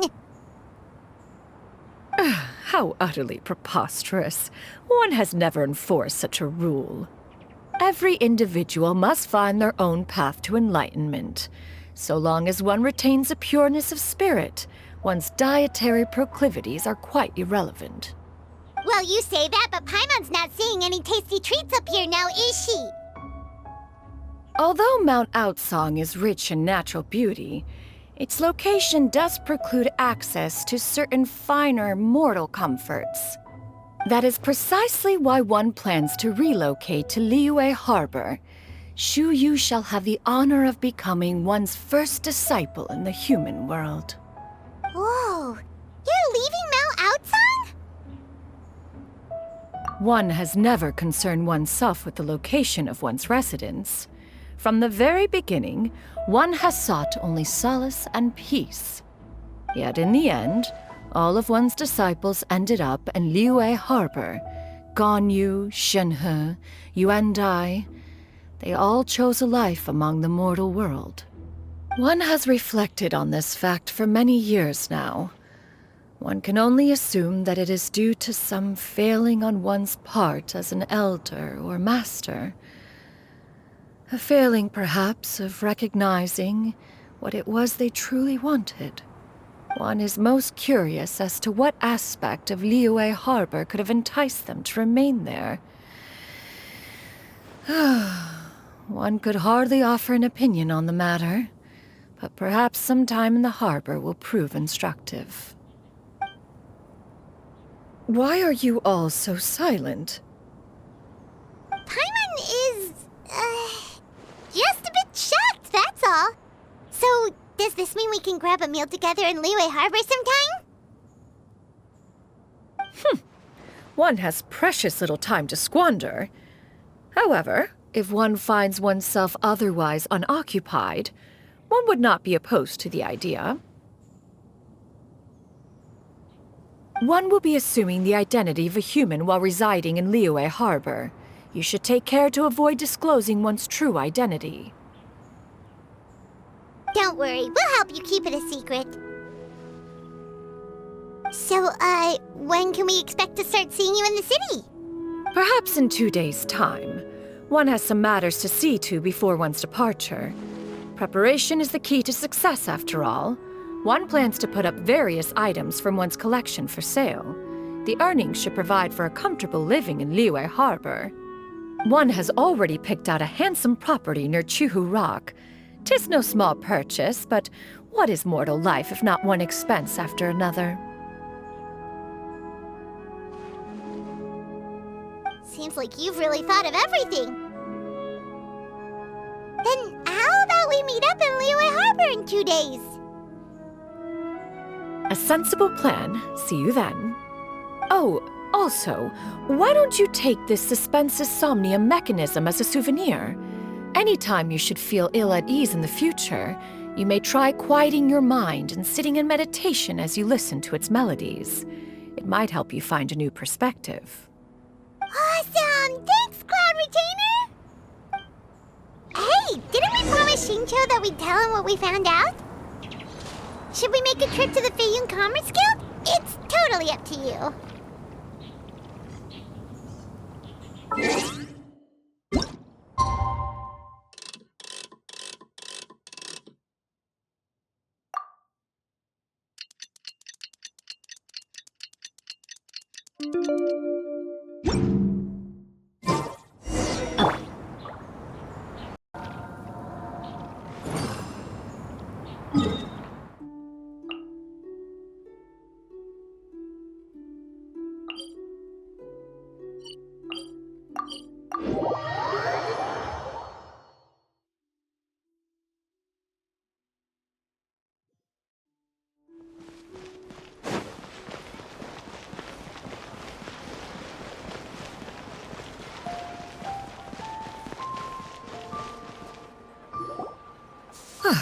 Your concerns are excessive and unfounded.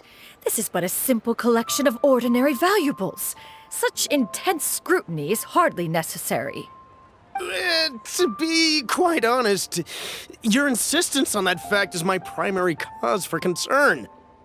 In what way are any of these ordinary? Every single item here could be worth more than everything I own combined. I simply can't risk shelling out that kind of mora without proper scrutiny. If I'm wrong, I would never be able to earn it back, not even if I worked every single day for the rest of my life. I have to be careful. Yes, you can never be too careful. We're here, Cloud. Miss Xianyun, what are you guys arguing about? Ah, perfect timing. This ignoramus is questioning the authenticity of my wares. I'll have you know, these items have remained untouched in my personal collection for several hundred years.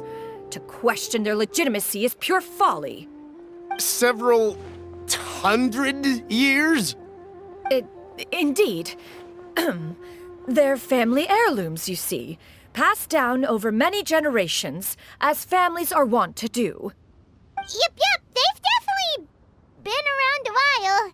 We can vouch for her on that one. Hear that? Had I not found myself in need of mora, I would scarcely have had the heart to part with them. Indeed, you should consider it an honor to even have the opportunity to behold them with your own eyes. Doubt their authenticity any further, and I may just decide to take them to another buyer. Whoa, please don't go! I apologize for any insult, miss. You see, I know full well that I lack the knowledge to judge the true worth of these items. If you could wait but a moment, I've hired an expert to appraise them for me. He should be here shortly. An expert, you say? Very well. I will wait for a little while longer, then. Traveler, Paimon, this is my new residence. If you have cause to seek my company in the future, this is where you can find me. Master! Oh, it's you two again. Hello. Xianyun! You got a new outfit! It looks great on you. Mm-hmm. Master made it for me. I like it too. Huh? You know how to make clothes? Do I know how to make clothes? With the support of the proper mechanism, sewing is hardly a challenge. Master, I brought in most of my stuff. There's a few boxes left, but they're kind of heavy, so I just left them outside. Fret not. I shall help you move them into your room. Actually, I should probably sort through my stuff a bit first. Everything's kind of messy right now, so maybe you could, not look yet, Master? Yeah, that'd be great. It appears my young apprentice has her own fair share of secrets. No matter. Do what you must, child. Now, this expert you mentioned, when can we expect their arrival? Soon. Ah, there he is!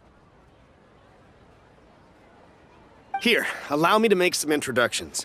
This is Mr. Zhongli, a well-respected consultant at Wangshang Funeral Parlor and an expert in all manner of valuables and antiques.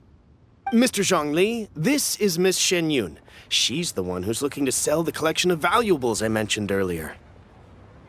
Huh.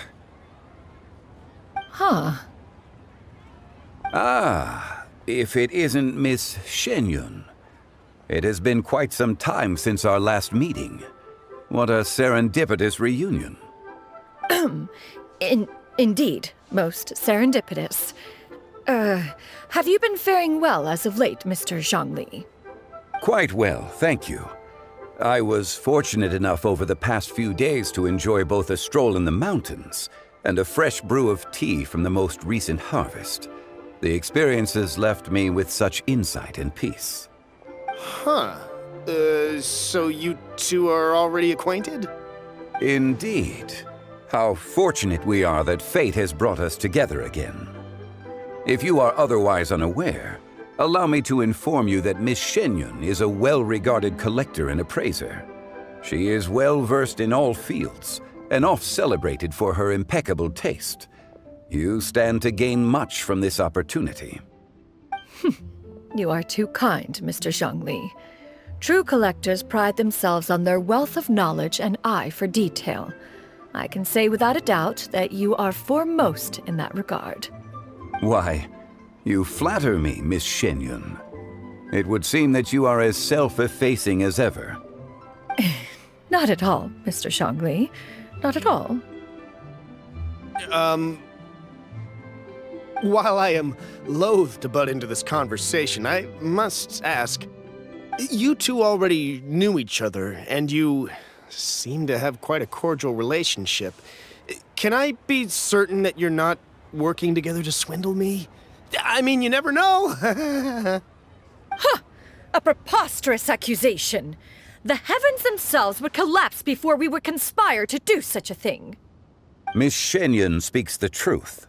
Contracts are built on honesty and trust. If that proves to be beyond your capabilities in this instance, this transaction may be taken elsewhere. Say no more. Let us depart. I jest. What fool would still harbor doubts after Mr. Zhongli himself has vouched for the goods? Miss Xianyun, wait!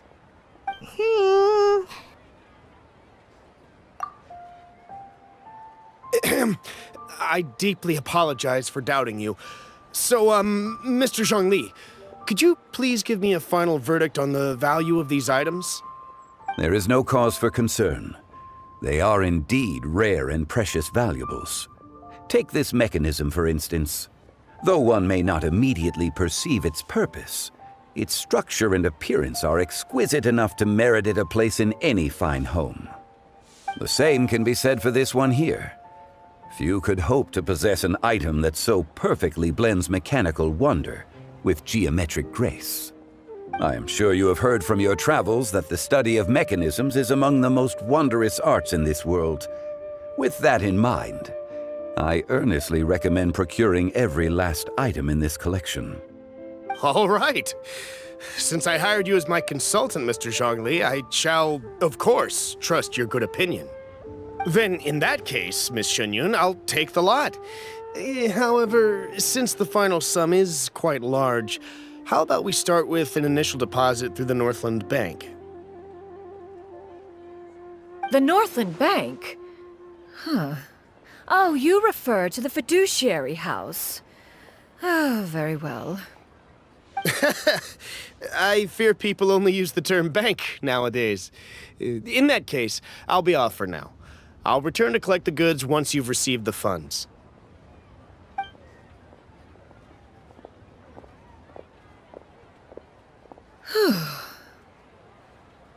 Zhongli!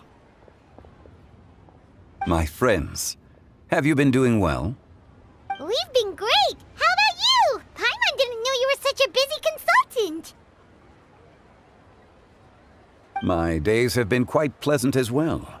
I had been quietly enjoying a cup of tea when Mr. Xiaozu requested my services. As for you, Miss Xianyun, I presume you must be looking to settle in the city?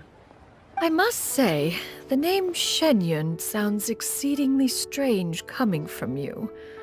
Perhaps you could dispense of that particular epithet in further conversation. Whatever for. Am I not addressing you as a friend should? Well, that is true, but...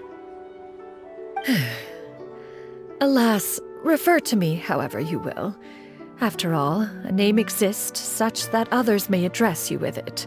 One is hardly ignorant of that fact. It would seem that you have gained many valuable insights over the years, Cloud Retainer. One has indeed. One's previous days were all brief.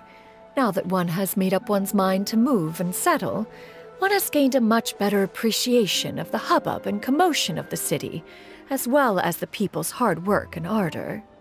This city is much changed from how it was more than 1,000 years ago.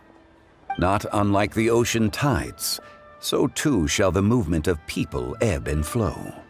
From turmoil to peace, enlightenment to aspiration. Human society possesses limitless potential. In another 1,000 years, the scene we witness here may change in ways that are impossible for either of us to imagine. Alright, that's enough reflection for one day. No need to get all sentimental on us. You make a valid point, Paimon. Now that the sale has concluded, what say one plays the host as we try some specialty dishes together? One must profess great interest in trying bamboo shoot soup. Perhaps you have forgotten, Cloud Retainer, but I once tried my hand at that dish. You were at the table on that occasion, so logic dictates that you should have already tried it. Oh? What occasion was this? It was a reunion between friends several centuries ago.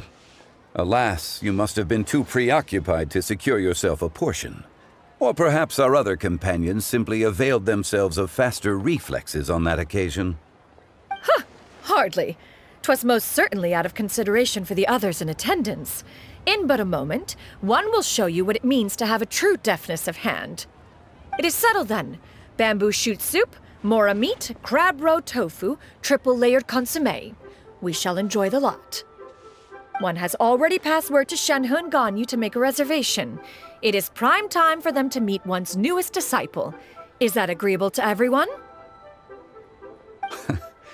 It should be a most splendid occasion. Xianyun, come now, it is time to dine. Ah, this gentleman over here is Mr. Zhongli. He is, A humble employee of Wangsheng Funeral Parlor. Pleased to make your acquaintance. Nice to meet you too, Mr. Zhongli. That should be everyone, right? Let's go!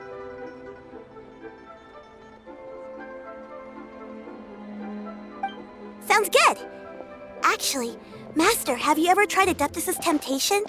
I heard it's impossible to stop eating after even just one bite. You know, 'cause it's super tempting and stuff. Is that true? That sounds rather implausible. Although with the right preparation, certain dishes can be too delicious to resist. Huh? What are